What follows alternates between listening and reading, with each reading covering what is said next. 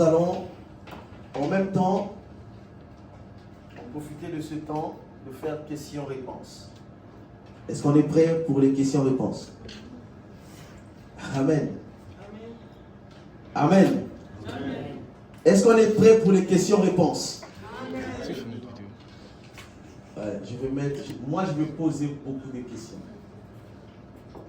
Voilà. On va parler de la promesse. On va parler de la dîme. On va parler de l'offrande du prophète.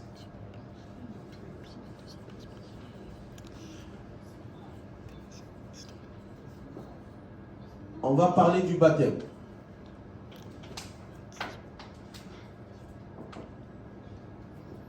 Voilà. Et si on a le temps, on va aller dans la culture générale. On va se balader un peu dans la parole de Dieu. Voilà. Donc nous avons parlé de la promesse la semaine passée. Est-ce que quelqu'un a des questions? J'ai aimé le partage du dimanche passé et du vendredi. Ça m'a personnellement enrichi davantage. La promesse. Les questions étaient posées. Nous marchons avec la promesse. Mais pourquoi tant de choses? Pourquoi il y a ça? Il y a ça qui nous arrive. Est-ce qu'il y a des questions? Bon, moi je vais poser une question aussi. Amen. Comment ça se fait que quelqu'un qui a la promesse de Dieu, qui a reçu Jésus comme Seigneur et Sauveur, qui marche avec Jésus, pendant des années, il prie sur un sujet.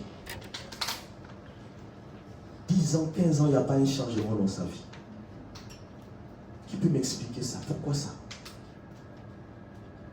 Alors que dans le cas de ce paralytique, on a vu qu'à l'instant même, Jésus a dit, lève-toi, prends ton lit et marche. À l'instant même, il était guéri. Qu'est-ce qui se passe? C'est des choses qu'il faut comprendre. Il y a plus de questions. Le pourquoi de chaque chose. C'est des questions qui vont nous pousser à découvrir ce que nous sommes exactement. Et pourquoi ça ne marche pas? Pourquoi? Quelqu'un peut me répondre? Nous avons la promesse de Dieu.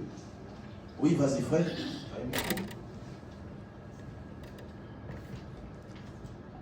Bonjour. Bonjour. Alors, pour cette question, on a très vite abordé ce thème vendredi, il me semble. Il y a 3 points qui sont sortis, que j'avais noté, j'ai plus la feuille, mais j'avais noté. Alors, il y a 3 points, qui sont sortis, que j'avais noté. C'est de vérifier si dans nos prières, on trouve la place de Dieu dans ce que l'on veut, dans ce pourquoi on prie. Le deuxième point, c'était le fait de vérifier si on vit dans la sanctification et qu'on n'est pas bourré de péché, d'impureté. Enfin, on pêche tout le temps, mais qu'on essaie en tout cas de vivre tout le temps dans la sanctification. Et troisièmement, si ces deux-là sont cochés, c'est de vérifier si... c'est de savoir si c'est le temps de Dieu ou pas. Ah, de savoir si c'est le temps de Dieu ou pas. Ça peut dépendre du temps de Dieu. On a pris l'exemple d'Abraham qui a attendu jusqu'à 100 ans pour avoir Isaac. On attend, voilà quoi. Et Sarah et Abraham pour l'exemple du temps de Dieu. Mais sinon, c'est les 3 points qu'on avait notés, il me semble, vendredi dernier. Que Dieu te bénisse. C'est ce que nous avons partagé le vendredi.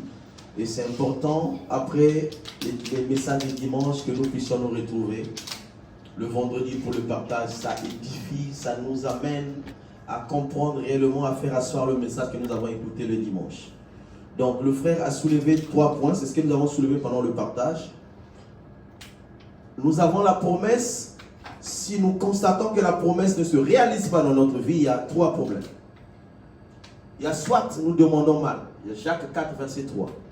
Vous demandez, vous priez beaucoup, vous ne recevez pas parce que vous demandez mal. Et demander mal, c'est que Dieu ne se retrouve pas dans ce que vous demandez. Et nous avons pris l'exemple d'une maison. Tu veux avoir une maison. Cette maison, où est la part de Dieu dans ta maison? Est-ce que tu as déjà logé quelqu'un chez toi? Quelqu'un vient chez toi, tu le loges gratuitement. Il dort chez toi, il utilise ton eau, il utilise ton électricité. tu le loges gratuitement. Quand tu pries, tu demandes une maison. Si tu ne demandes pas selon la part de ce pourquoi Dieu dit que vous avez reçu des anges, vous avez dans vos maisons, mais vous ne les avez pas reconnus. Donc, le premier point, c'est d'abord recevoir quelqu'un dans la maison. C'est-à-dire que quand tu pries, c'est juste un exemple que j'ai pris. Je veux avoir une voiture. Seigneur, donne-moi une voiture. Bon, moi, déjà, ce genre de prière, je ne les fais pas. Parce que les voitures, je n'ai pas besoin de demander à Dieu pour en avoir. C'est travailler, avoir l'argent, acheter ma voiture. Il y a des prières que je ne dérange pas Dieu pour ça. Parce que je suis aussi un Dieu, j'ai la capacité de réfléchir et de poser un acte comme un Dieu sur la terre. Amen. Et même quand je veux avoir ma voiture, quel est le but? Cette voiture sera au service de qui? Où est la part de Dieu? Je veux avoir un enfant. Où est la part de Dieu dans l'enfant que je veux avoir? Nous avons pris l'exemple de Anne, n'est-ce pas? Si j'ai bonne mémoire. Anne, aussi longtemps qu'elle venait à Siloé, prier, demander à Dieu, je veux avoir un enfant. Dieu avait bouché ses oreilles. Parce que Dieu n'avait pas sa part dans l'enfant que Anne demandait. Anne voulait conquérir sa rivale. Parce que sa rivale avait des enfants. Elle aussi voulait avoir des enfants juste pour eux. Dit que voilà, moi aussi. Ce n'est pas le but de Dieu. Il n'y a pas de concurrence dans la maison de Dieu. Dieu donne selon le temps convenable. Et quand cette femme a compris cette logique, la Bible, il a dit, Seigneur, si tu me donnes seulement un enfant, cet enfant-là, je vais le consacrer pour toi. Et aussitôt même, Dieu a parlé, il a dit, l'année prochaine, à la même époque, tu auras un fils. C'est Samuel que nous connaissons dans la Bible, le premier prophète d'Israël. Les enfants de sa rivale ne sont jamais cités dans la Bible. Alléluia. Amen. Donc, il faut que Dieu trouve sa part dans ce que tu demandes. C'est un point très important. Et le deuxième point, c'est le péché. Ésaïe 59, 1 à 2.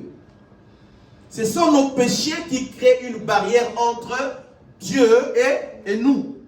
Ce qui empêche la mouvance du Saint-Esprit pour agir dans nos vies.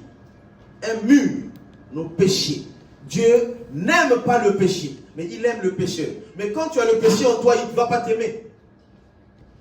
C'est une parabole. Parce qu'il y en a des gens qui l'utilisent pour juste, voilà, Dieu haït le péché, mais il aime le pécheur.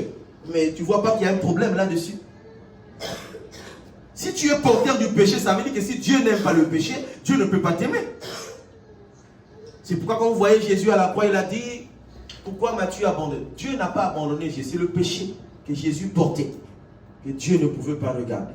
Celui qui pêche est privé de la gloire de Dieu. Donc c'est le deuxième point, c'est que le frère vient de nous citer. Vous avez un verset. Et le troisième point est dans Habakkuk chapitre 2, verset 1 à 3. Même si la prophétie tarde, attends-la. Ça veut dire que tu as respecté les deux conditions. Tu pries selon la volonté de Dieu. Tu mènes une vie de sanctification. Ce n'est pas que tu ne vas pas pécher. Mais quand tu pêches, tu reconnais ton tort, tu reconnais ton péché et tu reviens dans l'alliance de Dieu. Parce que dans le péché, tu ne fais plus partie de l'alliance. Quand tu reconnais ton péché, la Bible dit qu'il est juste et fidèle de le pardonner. Si en ce moment-là, si tu vois que ces deux situations-là sont réglées, ça veut dire que si ça ne tient toujours pas debout, tu es dans cette condition. Il faut attendre. Hein, l'anglais? Il est où l'anglais? Hein? Attendre. Non, c'est ça. Il faut m'apprendre aussi l'anglais. Parce que dimanche, je commençais à me mettre ces doutes-là dans le cœur. Alléluia. Donc, il faut attendre si tu es dans cette condition d'Habakkuk. Parce que la promesse de Dieu, Habakkuk le présente en hébreu comme une flèche qui sort. Et tant que cette flèche n'a pas encore atteint son objectif, il ne peut pas revenir. Dans son cas, quoi. Alléluia. Donc, la promesse est comme une flèche. Et tant qu'elle n'est pas arrivée, il faut attendre. Il faut attendre. Si tu sais bien que tu es sur le droit chemin. Ça, c'est la promesse. Y a-t-il encore une question sur la promesse?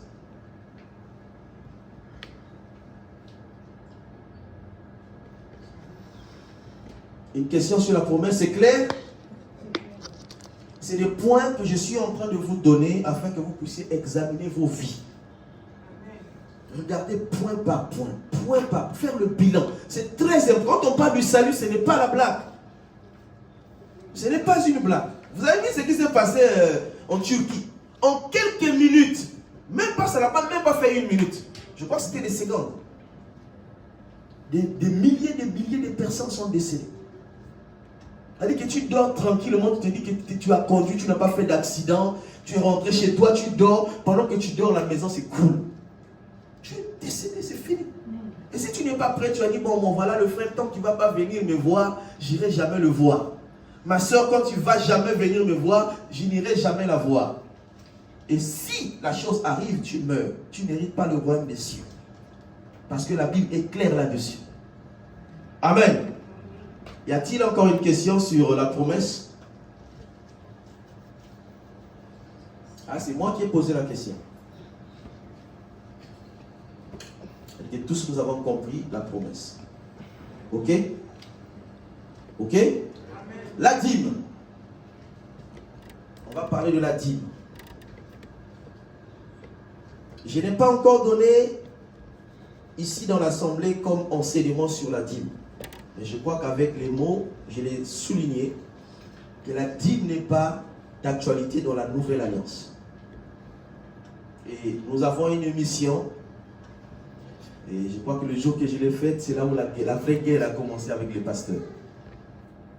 Et c'est important. Vous savez que quand nous enregistrons les choses, ça reste dans la tête. Et même quand une contre-vérité arrive, on ne peut plus s'échapper de cette vérité. Parce qu'on pense que c'est vrai. Prenez le temps de lire la Bible. Nous avons l'ancienne alliance qui était le modèle selon Aaron qui était placé au-dessus. Et nous avons la nouvelle alliance qui est conduite par le vrai Jésus selon l'ordre de Melchisédek, non selon l'ordre d'Aaron.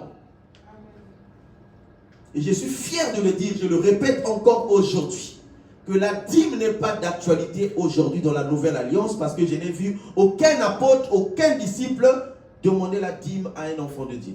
Ça n'existe pas dans la nouvelle alliance. Amen. On va mentionner quelques passages parce que c'est quand même des points difficiles et autant que disciples de Jésus, nous devons le savoir. Amen. Genèse 14, versets 17 à 20. Une autre personne va me prendre Deutéronome 14, 22 à 29. On va aller un peu vite. Après qu'Abraham fut revenu vainqueur de Kedorlaomer et des rois qui étaient avec lui, le roi de Sodome sortit à son rencontre dans la vallée de Chavé, qui est la vallée du roi.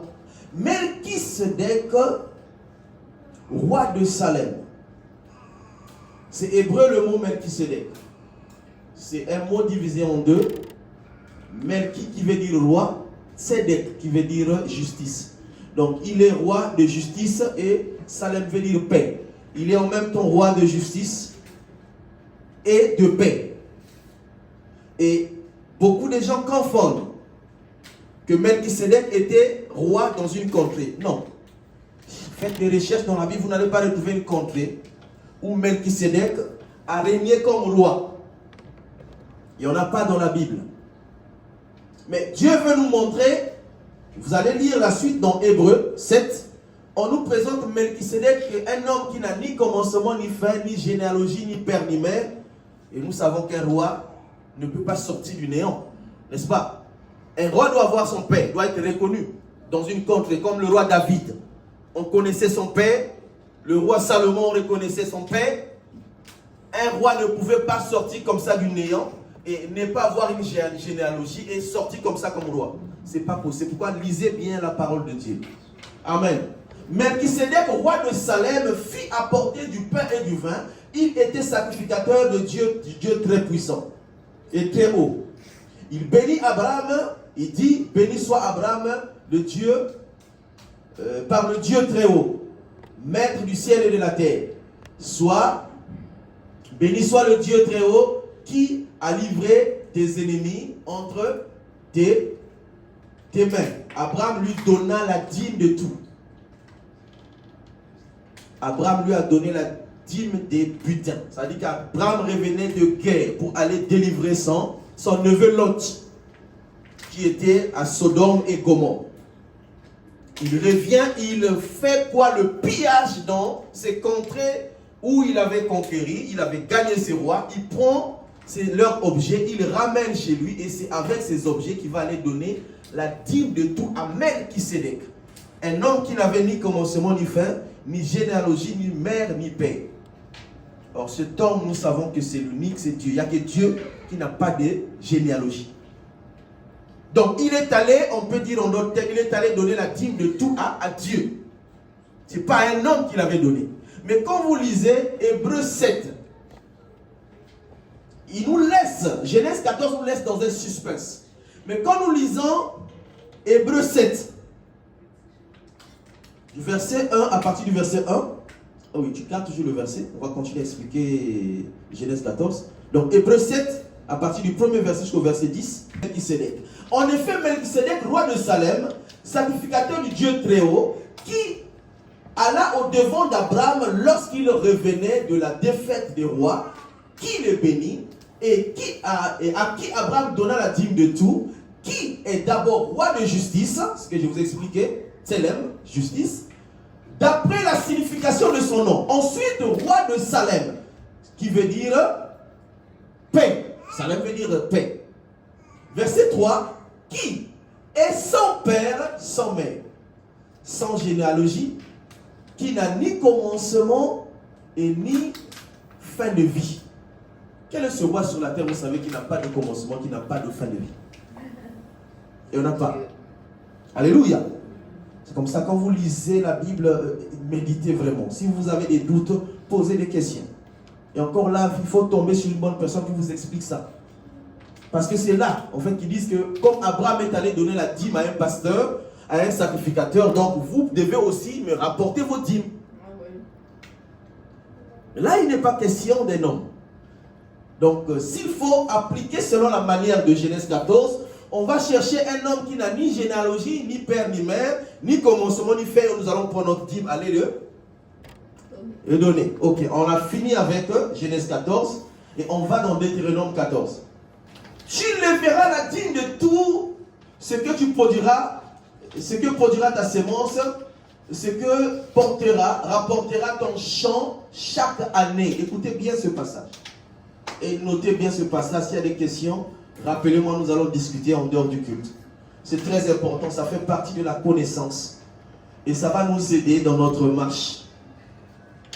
Et tu mangeras devant l'Éternel ton Dieu, dans le lieu qu'il choisira pour y faire résider son nom. La dîme de ton blé, de ton mou et de ton huile, et les premiers-nés de ton gros et de ton menu bétail, afin que tu apprennes à craindre toujours l'Éternel. Peut-être que lorsque l'Éternel, ton Dieu, t'aura béni, le chemin sera-t-il trop long pour que tu puisses transporter ta dîme à cause de ton éloignement du lieu qu'aura choisi l'Éternel, ton Dieu, pour y résider, pour y faire résider son nom. Monte. Alors tu échangeras ta dîme contre de l'argent, tu serreras cet argent dans ta main et tu iras au lieu que l'Éternel ton Dieu aura choisi. Verset 26, là tu achèteras avec l'argent tout ce que tu désireras, des bœufs, des brebis, du vin et des liqueurs fortes, tout ce qui te fera plaisir. Tu mangeras devant l'Éternel ton Dieu et tu te réjouiras, toi et ta famille. Amen.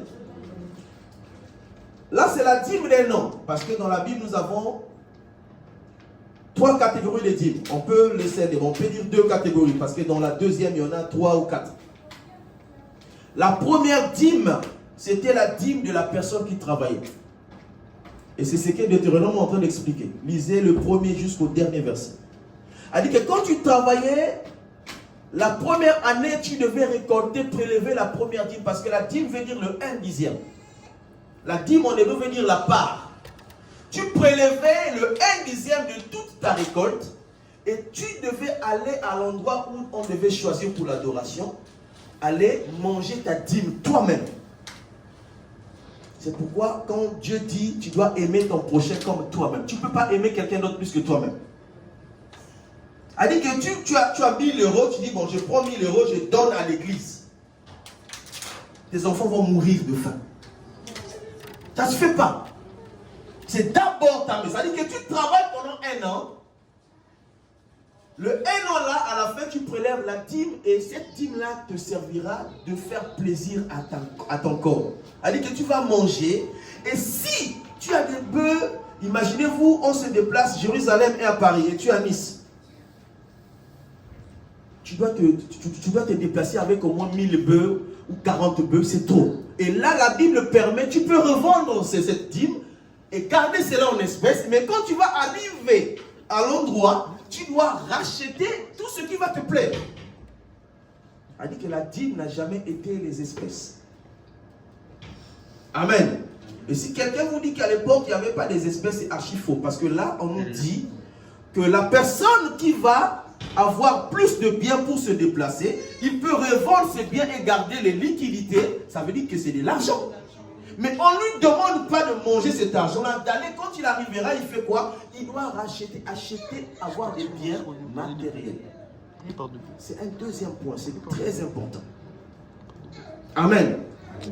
Dans le temple, il n'y avait jamais de liquidité comme dîme. Ça n'existe pas, même dans l'ancienne alliance. Et ça, c'est la dîme personnelle, c'est mon argent. J'ai travaillé pendant 1 mois, je finis mon mois, j'ai 1000 euros, je prélève le 1/10 de 1000 euros, c'est à moi. Je dois manger cet argent, ce n'est pas au pasteur, c'est à moi d'abord. Maintenant, quand vous lisez la suite, vous allez comprendre le reste. Là, nous sommes au quel verset? Voilà. Tu ne délaisseras point les Lévites. Voilà. Là maintenant les Lévites c'est les serviteurs. Tu ne délaisseras point les Lévites qui sera dans tes portes car il n'a ni part ni héritage avec toi. Les Lévites c'est quoi? C'est ceux-là que Dieu avait choisi pour travailler. Ils n'avaient pas de sol. Ils n'avaient pas de terre quand on a distribué les 12 tribus. Eux ils n'avaient pas de terre. Or pour manger il fallait avoir la terre. Donc ils étaient privés de terre. Ils ne pouvaient pas cultiver. Je peux avoir une bouteille de soupe. Ils ne pouvaient pas cultiver les Lévites. Ils étaient là au service du Seigneur. Ils travaillaient nuit et jour. Mais comme ils n'avaient pas de terre pour travailler, tu finis de manger ta dîme. Après, tu peux penser aux Lévites. Écoutez la suite. Tu ne peux pas négliger les Lévites parce qu'ils n'ont pas de terre. Toi, tu as travaillé, tu manges parce que tu as la terre. Mais eux qui n'ont pas de terre, au bout de 3 ans, tu sortiras toute ta dîme. Donc ça, on quitte la dîme d'1 an, on va avec la dîme de 3 ans. Donc tu travailles 1 an, tu manges, tu attends la 3e année. C'est la 3e année que tu vas maintenant prélever la dîme des sacrificateurs. Alléluia. Alors viendra le Lévite qui n'ont ni part ni héritage avec toi, l'étranger, l'orphelin et la veuve. C'est très important. Alléluia. Donc, qu'est-ce qu'il faisait? 3 ans après, il prélevait la dîme, il mettait devant la porte. À l'époque, c'était comme ça. Il mettait devant la porte. Quand l'étranger passait, ça existe encore jusqu'à aujourd'hui dans mon village. Dans mon village, chaque étranger qui passe, il y a toujours quelque chose à manger, à boire auprès du mbongi. On appelle ça le mbongi. C'est-à-dire que tu traverses un village, tu arrives, tu cherches le mbongi. C'est souvent là où le chef du village habite. C'est-à-dire qu'il y a toujours un morceau de viande ou un poisson. Il y a toujours le ntsamba. Et ici, on peut appeler vin rouge. Donc, il y a toujours de l'eau à boire pour un étranger qui passe. Donc, il y avait la dîme pour l'étranger. D'abord pour le Lévite. Et il y avait la dîme pour l'étranger. Il y avait la dîme pour l'orphelin. Il y avait la dîme pour la veuve. Et tout ça, on prélevait. La 3e année, on mettait devant la porte. Et chacun venait chercher sa dîme devant la porte de chacun après 3 ans. Amen. Amen. Donc, quand vous lisez bien, quelqu'un vous pose la question que tu dois amener la dîme. Repose-lui la question, où est la dîme de l'orphelin? Où est la dîme de la veuve? Où est la dîme de l'étranger? Parce qu'aujourd'hui, on parle que les dîmes, il faut apporter au pasteur. sont partis ces 3 dîmes. L'orphelin doit vivre de la dîme. Ça, c'est nous sommes dans l'ancienne alliance selon l'ordre d'Aaron. Parce que là, nous sommes dans Deutéronome. Il y avait la dîme d'1 an pour le propriétaire. Il y avait la dîme de 3 ans qui était pour le lévite, pour l'étranger, l'orphelin et la veuve. Qui seront dans tes portes et ils mangeront et se rassasieront afin que l'Éternel, ton Dieu, te bénisse dans tes travaux que tu entreprendras de tes mains. Amen. On a encore un autre passage, toujours dans Deutéronome 26, 12 à 13. Voilà. 12 à 13. Lorsque tu auras achevé d'élever toute la dîme de tes produits, la 3e année, on revient sur la 3e année. La dîme n'est jamais mensuelle, la dîme n'est jamais semestrielle, la dîme n'est jamais trimestrielle. La dîme dans l'ancienne alliance, c'était l'année ou 3 ans. Lorsque tu auras achevé de lever toute la dîme de tes produits, la 3e année, l'année de la dîme. La 3e année était l'année de la dîme. Tu la donneras aux Lévites, à l'étranger, à l'orphelin et à la veuve. Et il mangera et se rassasiera. En fait, il est en train de répéter le même que nous avons dit tout à l'heure. Tu diras devant l'Éternel, ton Dieu, j'ai ôté de ma maison ce qui est consacré et je l'ai donné aux Lévites, à l'étranger, à l'orphelin et à la veuve. Vous voyez que dans l'ancienne alliance, ils étaient tous considérés à même pied d'égalité. Quand il y avait un orphelin, ça veut dire qu'à l'époque, l'enfant ne vivait que de son père et sa mère. Et quand il avait perdu ses parents, cette charge-là était à l'église. C'était l'assemblée. Bon, il n'y avait pas encore l'église, c'était les sacrificateurs qui vraiment devaient en prendre charge. Mais comme il n'avait pas de terre, cette charge-là devait venir de ceux qui avaient les 11 tribus, excepté Lévi. Donc l'orphelin devait recevoir sa dîme, la veuve devait recevoir sa dîme, l'étranger devait recevoir aussi sa dîme. Et les Lévites aussi devaient recevoir leur dîme. Amen. Voilà. Vous allez faire des recherches sur d'autres passages qui vous parlent de la dîme, tel que nous l'utilisons maintenant. Comme ça, on va continuer le débat une autre fois. Ok? Nombre 18, 24 et 28. Je donne comme possession aux Lévites la dîme que les enfants d'Israël présenteront à l'Éternel par élévation. C'est pourquoi je dis à leur égard, ils n'auront point de possession au milieu des enfants d'Israël. Vous comprenez? Et l'Éternel dit à Moïse, parla à Moïse et dit, tu parleras aux Lévites et tu leur diras, lorsque vous recevrez des enfants d'Israël, la dîme que je vous donne de leur part comme votre possession, vous en prélèverez une offrande pour l'Éternel, une dîme de la dîme des dîmes. Oh! Là, on ne parle pas aux orphelins, on ne parle pas aux veuves, on parle des Lévites. Parce que tous les Lévites n'étaient pas sacrificateurs. Donc, comme ils n'ont pas de terre, ils venaient prendre la dîme auprès des 11 tribus. Mais quand ils prenaient la dîme, ils devaient aussi prélever de cette dîme-là, la dîme des dîmes, pour aller maintenant cette fois-ci donner aux sacrificateurs qui travaillaient dans le temple. C'était comme ça. Et quand vous lisez Malachie 3.10, Dieu est en train de dire, apportez dans la maison du trésor vos dîmes et les offrandes, afin qu'il ne manque de rien. A dit que les sacrificateurs avaient pris comme habitude, ils prélevaient la dîme des 11 tribus, mais ils mangeaient sans pour autant penser aux sacrificateurs qui étaient dans le temple. C'était comme ça. Donc la dîme n'était pas donnée aux sacrificateurs, et ceux qui donnaient la dîme aux sacrificateurs, c'était les Lévites. Or, c'est qui les Lévites aujourd'hui? Oui, c'est ce que j'avais demandé.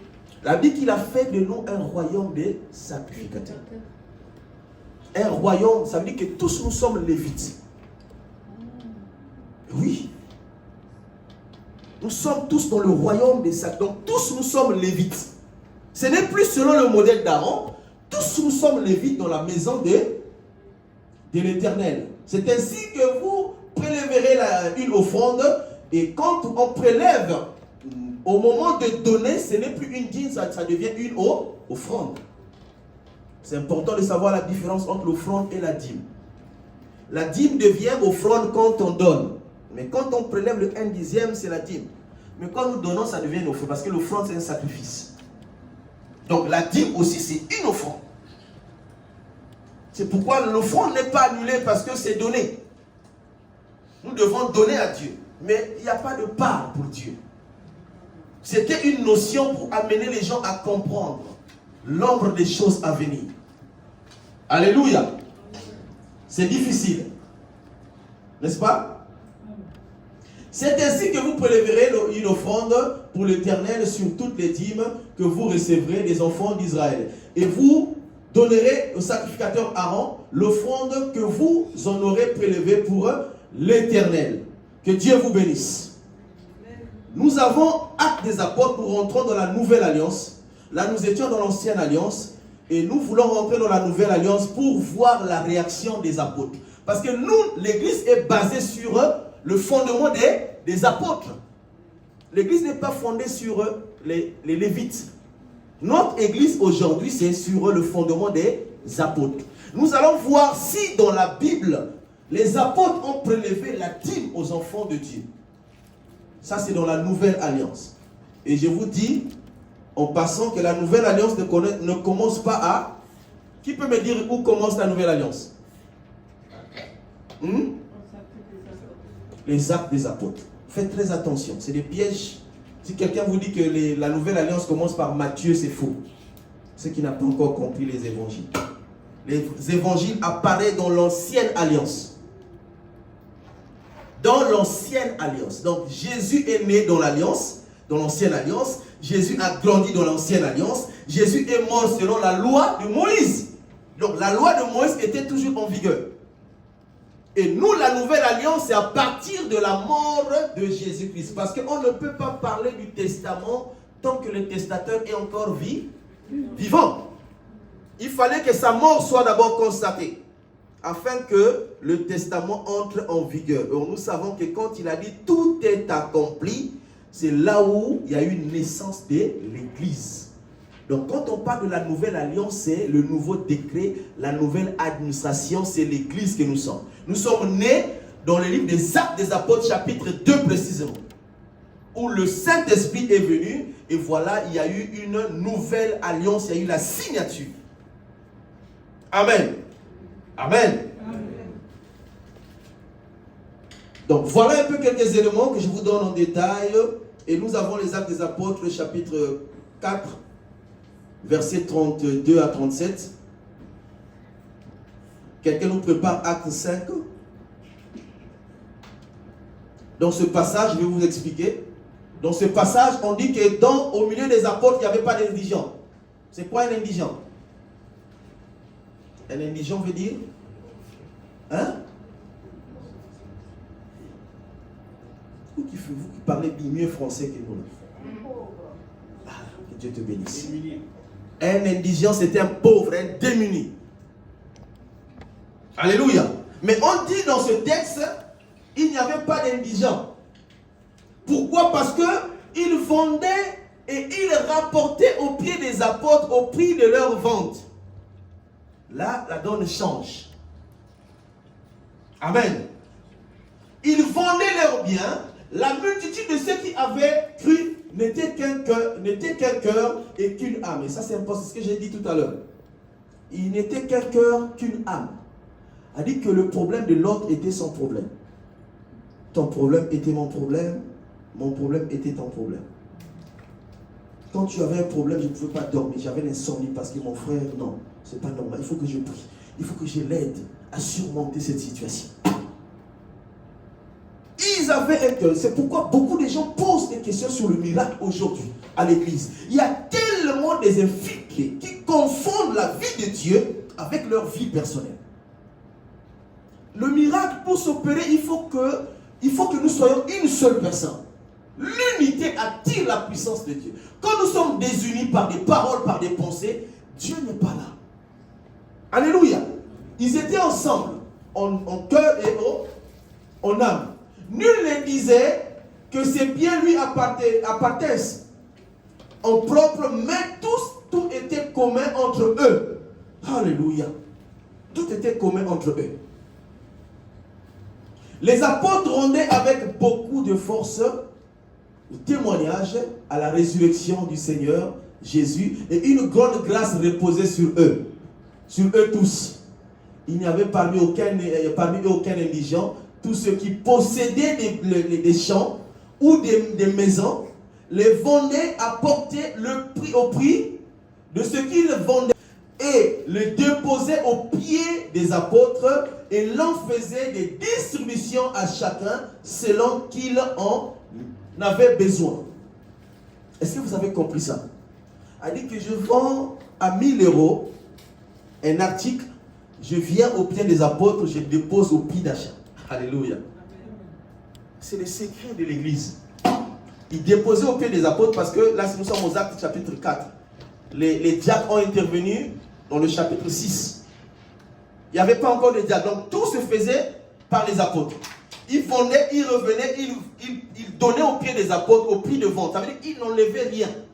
Mais qu'est-ce que les apôtres faisaient? Ils prenaient et ils les redistribuaient selon le besoin de chacun. Mon frère, tu payes ta maison combien? Je paye à 500 euros. Voilà, 500 euros. Tes enfants mangent à combien? Ils mangent à 600 euros. 600 euros. Tu te dépasses avec combien? Au moins 200 euros. 200 euros. Ainsi de suite. Tous ils appellent. Et c'est comme ça qu'ils vivaient. Alléluia. C'est comme ça qu'ils vivaient.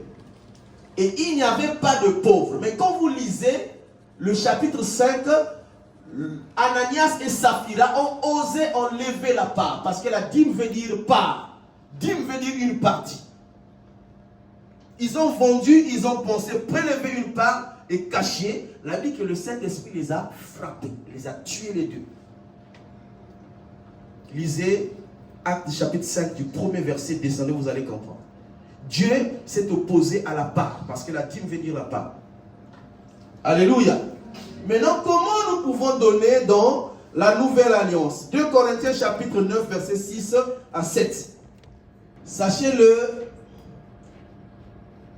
celui qui sème peu moissonnera peu. Et celui qui sème abondamment moissonnera abondamment. Que celui qui sèmera abondamment moissonnera. J'aime bien ces chants. Que chacun donne comme il l'a résolu en son cœur, sans tristesse ni contrainte, car Dieu aime celui qui donne avec joie. Donc nous, dans la nouvelle alliance, nous donnons avec joie. Sans tristesse. On ne donne pas pour aller murmurer à gauche. C'est mieux vaut pour moi ne pas donner. Donc c'est la notion de la libéralité. Tu fais tes calculs, voilà, moi j'ai 100 euros de plus, moi j'ai ça, je donne ça. Et tu le donnes, tu sais que tu le donnes à Dieu, tu ne le donnes pas à un homme. Amen. C'est avec libéralité que Dieu nous bénisse. On va continuer les autres points, peut-être si Dieu voulant le dimanche prochain. Merci beaucoup. Que Dieu nous bénisse.